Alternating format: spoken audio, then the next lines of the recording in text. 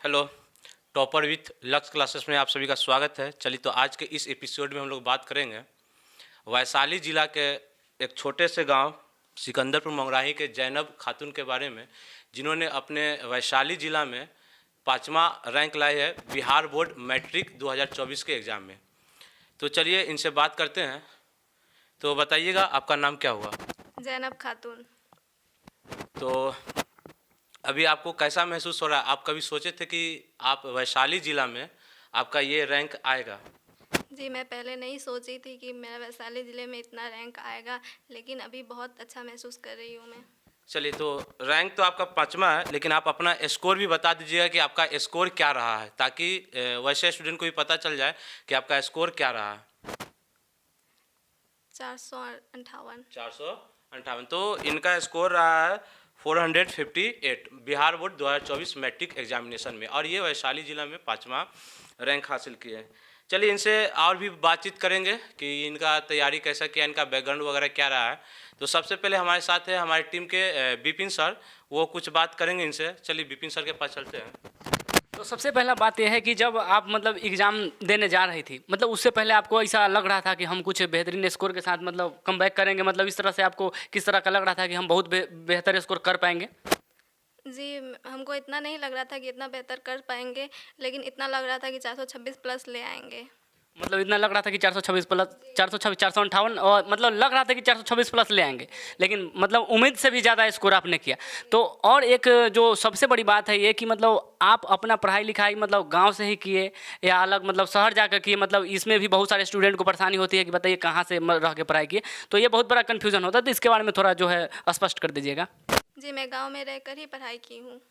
तो हम बता देना चाहते हैं कि बहुत सारे स्टूडेंट का मतलब ये भ्रम में होते हैं कि जो मतलब शहर से पढ़ते हैं वही अच्छा रैंक हासिल करते हैं।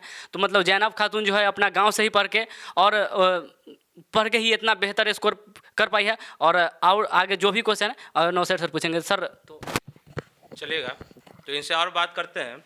आपका बताइएगा कि क्लास 10 से पहले जो आपका एजुकेशनल बैकग्राउंड रहा है, यानी कि आप क्लास 1 से लेकर के 5 तक में कहाँ पढ़े हैं, या किस तरह के आप स्टूडेंट रहे हैं अपने क्लास में। ताकि ऐसा होता है ना कि कुछ स्टूडेंट सोचते हैं कि नहीं, हम बचपन से ही तेज़ रहेंगे तभी जाके हम 10th में क्या करेंगे, बेहतर कर पाएंगे। और ऐसा अगर आपका जो बैकग्राउंड था एजुकेशनल बैकग्राउंड, उसके बारे में थोड़ा सा बताइए कि हाँ, आपका जो क्लास 1 से लेकर के 9 तक हो, 10 तक हो, मतलब कि कहाँ कहाँ से पढ़ाई हुआ है और किस तरह से हुआ है। जी, मैं क्लास 1 से 4 तक कोलकाता में पढ़ाई की हूँ। कोलकाता में सीबीएसई बोर्ड या कोई और बोर्ड से? सीबीएसई बोर्ड से। सीबीएसई बोर्ड से। तो ये कोलकाता में क्लास 1 से लेकर 4 तक, ये क्लास 4 तक मतलब कि सीबीएसई बोर्ड कोलकाता में तैयारी की। उसके बाद आपका 5 में मैं यहाँ आ गई, 5 से मैं बिहार में ही पढ़ाई की हूँ। अच्छा, तो ये 5 से मतलब कि यहाँ आकर के और बिहार में आकर के आप आकर के सीबीएसई बोर्ड में एडमिशन लिए थे या बिहार बोर्ड में एडमिशन लिए थे? जी, मैं बिहार बोर्ड में एडमिशन ली अच्छा, थी। यहाँ आने के बाद इन्होंने बिहार बोर्ड में ही एडमिशन लिया। तो फिर तो आपको वहाँ तो बांग्ला लैंग्वेज पढ़ना पड़ रहा होगा, कलकत्ता में थे तो? जी, मैं बांग्ला लैंग्वेज से पढ़ाई कर रही थी। तो फिर यहाँ आने के बाद तो फिर आपको हिंदी वगैरह सीखने में तो कठिनाई होगी। हाँ, थोड़ा सा कठिनाई हुई थी, बट मैं जल्दी सीख गई थी हिंदी। चलिए, तो इनका कहना है कि इनको थोड़ा कठिनाई हुई थी, बस ये जल्दी सीख गए थे। तो बताइएगा फिर आप यहाँ पे कि स्कूल के अलावा आप ट्यूशन वगैरह भी कहाँ से करते थे, कैसे करते थे, उसके बारे में थोड़ा बहुत बताइएगा। शुरुआत में तो मैं बिहार में जब आई थी तो नौशेर सर से ही क्लास की थी स्टार्ट में। चलिए, तो ये नौशेर सर से पढ़े थे शुरुआत में, ठीक है। उसके बाद क्लास 10th में नौशेर सर आपको पढ़ा रहे थे कि नहीं पढ़ा रहे थे? पढ़ा रहे थे। नौशेर सर कौन सा सब्जेक्ट पढ़ाते थे? मैथ। और आपके साथ में और कोई भी टीचर थे जो अदर सब्जेक्ट पढ़ाते थे? जी, रियाज सर थे। चलिए, एक रियाज सर भी थे, वो पढ़ाते थे। वो कौन सा सब्जेक्ट पढ़ाते थे? Science, social science. साइंस और सोशल साइंस के लिए रियाज सर थे और नौशेर सर मैथ पढ़ाते थे।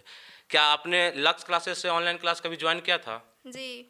तो वहाँ पे कौन सा सब्जेक्ट मतलब किस तरह का सीरीज पढ़े थे, ऑब्जेक्टिव सीरीज पढ़े थे या सब्जेक्टिव पढ़े थे?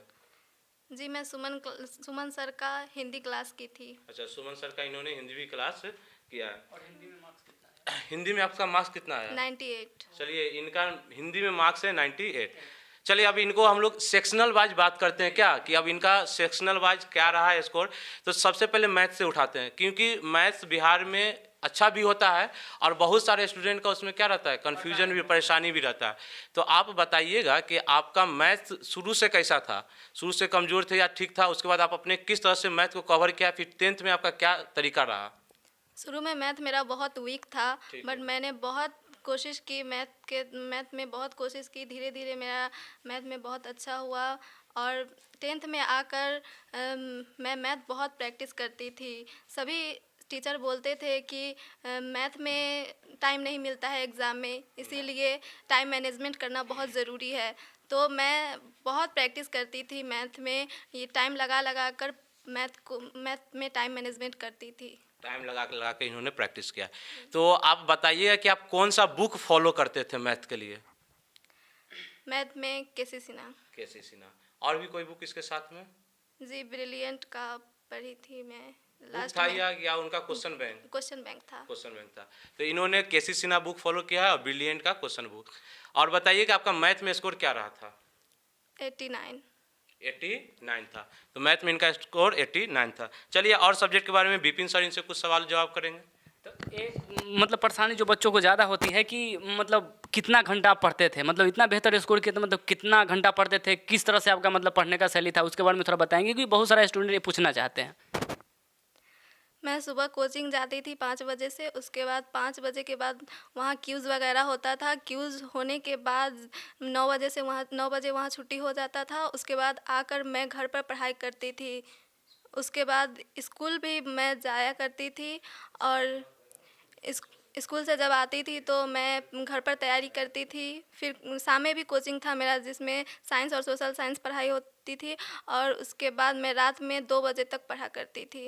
यानी कि कुल मिलाकर कह सकते हैं कि अप्रॉक्सीमेट 8-10 घंटा बोला जा सकता है ना।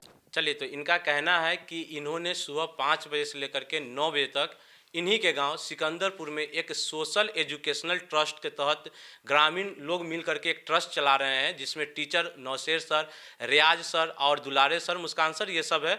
तो वहाँ पे जाके सुबह में पढ़ते थे, उसके बाद ये अपने स्कूल जाते थे। स्कूल कौन था आपका? UHS मंगुराही। UHS मंगराही। फिर वहाँ जाकर के अपने स्कूलिंग करते थे। फिर स्कूलिंग के आने के बाद ये अपने फ्रेश वगैरह होकर के फिर ये सोशल एजुकेशनल तहत के जो उसके अंतर्गत जो क्लास चलता था वहाँ उसमें रियाज सर साइंस पढ़ाते थे। वहाँ से पढ़ने के बाद में आके अपना घर पे भी सेल्फ स्टडी करना। यानी कि आप कुल मिला के ये समझ लीजिए कि यदि आपको टॉपर बनना है तो कोचिंग के भरोसे नहीं रह सकते। यानी आपको कोचिंग में जितना काम दिया जाता है उसको आपको सेल्फ स्टडी घर पे आके करना ही पड़ेगा। तो यही था इनका बात। चलिए, सब्जेक्ट वगैरह के बारे में तो मैथ के बारे में तो चर्चा हो गया है। थोड़ा बहुत और भी सब्जेक्ट के बारे में चर्चा कर लेते हैं कि कैसे इन्होंने साइंस का ऑब्जेक्टिव कवर किया। कभी क्योंकि बच्चा लोग का बहुत सारा क्वेरी होता है कि सर हम साइंस में ऑब्जेक्टिव वगैरह याद करते हैं, भूल जाते हैं। तो इन्होंने किस तरह से तैयारी किया कि साइंस का ऑब्जेक्टिव भी इनको याद रहा, सोशल साइंस का, हिंदी का, क्योंकि ऑब्जेक्टिव सब सब्जेक्ट में इसी तरह से होता है। एक मैथ है कि बनाना पड़ता है। तो चलिए इसके बारे में थोड़ा बहुत विपिन सर बात कर लेते हैं हमारे साथ। तो जैसा कि आप मतलब बता दिए कि मैथ्स का तैयारी किस तरह से की और फिर मतलब हिंदी का तैयारी तो सुमन सर कराए। तो आप अदर सब्जेक्ट ले ले, जैसे साइंस का तैयारी मतलब किस तरह से की है, थोड़ा साइंस के बारे में बता देंगे। साइंस का रियाज सर पढ़ाते थे और इसके अलावा टारगेट से मैं पूरा ऑब्जेक्टिव याद कर ली थी। मेरे कोचिंग में क्यूज़ होता था जिसमें मैं पूरा टारगेट का ऑब्जेक्टिव याद कर ली थी। यानी कि मतलब जो भी होता था क्लास में दिया जाता था मतलब वो अपना आप याद कर लेते थे। तो मतलब साइंस में भी होता है कि थोड़ा न्यूमेरिकल पार्ट में बहुत सारा परेशानी होता है, तो मतलब उसको आप किस तरह से पढ़ते थे, थोड़ा इसके बारे में बता देंगे। उसका मैं प्रैक्टिस करती थी। यानी कि यही कह सकते हैं कि जिसको न्यूमेरिकल में ज़्यादा प्रॉब्लम होगा वो प्रैक्टिस ज़्यादा से ज़्यादा करे। तो यहाँ पे हो गया मतलब साइंस का हो गया। तो और ये पहले ही बता देंगे कि साइंस में आपका मार्क्स कितना है। 96 है। यानी कि 96 काफ़ी बढ़िया, मतलब काफ़ी बहुत बेहतरीन मार्क्स इसको बोला जाएगा। तो आप बताएंगे कि सोशल साइंस का तैयारी आप किस प्रकार किए थे। सोशल साइंस में भी ऑब्जेक्टिव मैं टारगेट से याद की थी। इसके अलावा बुक भी पढ़ी थी ऑब्जेक्टिव के लिए और बुक से ही सर पढ़ाते थे और क्वेश्चन वगैरह लिखवा दिया करते थे और बोलते थे कि कहानी वगैरह पढ़ लो, उसी से क्वेश्चन हो जाएगा। अपने से क्वेश्चन लिखना पड़ता है, क्वेश्चन का आंसर। यानी कि सोशल साइंस में आपका कितना मार्क्स है। 79। यानी कि 79, यानी कि काफ़ी अच्छा मार्क्स है। मतलब मिला जुला कर मार्क्स मतलब सब सब्जेक्ट में काफ़ी बेहतरीन है। तो और अगला सब्जेक्ट जो बच गया शायद संस्कृत आपका होगा नहीं, उर्दू होगा। तो उर्दू में आपका कितना मार्क्स है। 96 मार्क्स है। उर्दू का तैयारी किस प्रकार किए थे। उर्दू का तैयारी मेरे एक अंकल लगते हैं, उनका नाम मोहम्मद रियाजुद्दीन मिसवाही है, वही तैयारी करवाए थे उर्दू का। पूरा टोटल कवायद यानी ग्रामर भी पढ़ाए थे उर्दू का और उर्दू का पूरा बुक भी पढ़ाए थे। तो आज मान इस प्रकार से अगर मतलब काफ़ी मेहनत के बाद आप इस जगह तक पहुँचे हैं, तो मतलब आगे चल के मतलब आपका क्या लक्ष्य है कि हम मतलब क्या करना चाहते हैं, इस तरह से आपको कुछ बनने का जो एम है, इच्छा है, उसके बारे में बताएंगे थोड़ा? जी, मैं नीट से डॉक्टर बनना चाहती हूँ। ठीक है, तो आगे का जो भी प्रश्न है नौसर सर करेंगे। तो सर चलिए, तो इनका कहना है कि चलिए एक एक सब्जेक्ट के बारे में हम आपको बता दें कि स्टूडेंट किस तरह से तैयारी किए।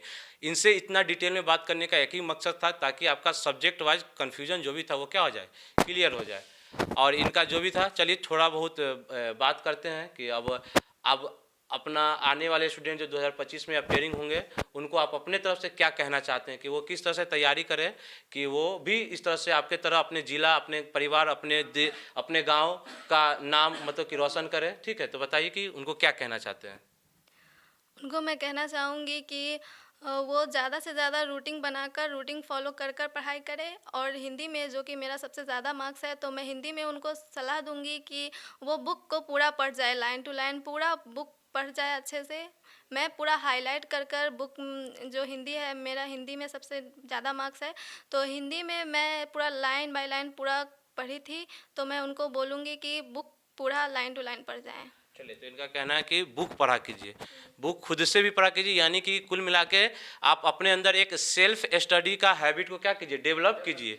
यानी कि कोचिंग तो है ही और प्रैक्टिस क्यूज वगैरह है, लेकिन अपने अंदर एक सेल्फ स्टडी क्या कीजिए, उसको डेवलप कीजिए, ताकि एग्जाम में अगर कुछ क्वेश्चन घुमा के भी आता है तो आप कॉन्फिडेंसली यदि बुक पढ़े हुए रहिएगा तो आप उस चीज़ को क्या कर सकते हैं, लिख सकते हैं। तो चलिए, बहुत खुशी हुई जैनब खातून से बात करके।